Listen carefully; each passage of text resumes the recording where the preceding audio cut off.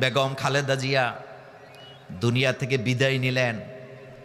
আপনি বলেন তো, উনি যে বিদায় নিলেন দুনিয়া থেকে, তার জন্য বাংলাদেশের সাধারণ মানুষেরটা পরে বলি, তার জন্য বাংলাদেশের আলেম ওলামাদের দোয়া কান্না আছে নাকি নাই? আসেনি? কেন আছে? কারণ উনি এটা প্রাপ্য।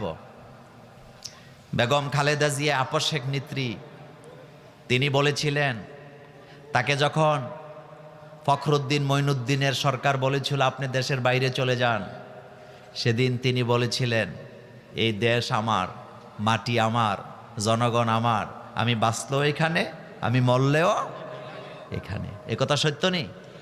2 নাম্বার, খালেদা জিয়া ব্যক্তি জীবনে কোনো কোনো ক্ষেত্রে হতে পারে তিনি ইসলামকে তেমনভাবে প্র্যাকটিস করেন নাই, এটা সত্য।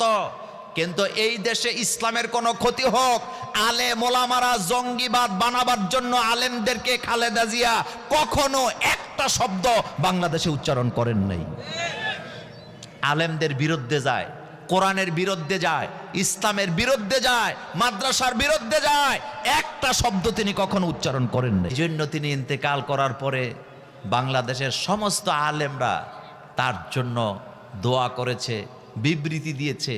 বাংলাদেশ মাজলিসুল মুফাসসিরিনের পক্ষ থেকে তার জন্য শোক জানানো হয়েছে, মিজানুর রহমান আজহারীর পক্ষ থেকে দোয়া করা হয়েছে, শোক জানানো হয়েছে, শায়েখ আহমদুল্লাহর পক্ষ থেকে।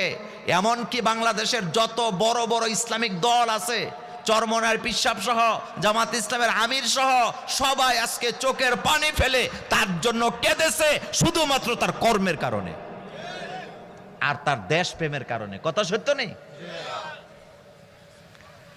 একটা কথাই কবি কি সুন্দর করে বলেছেন, তুমি যেদিন এসেছিলে ববে, তুমি শুধু কেঁদেছিলে, হেসেছিল সবে।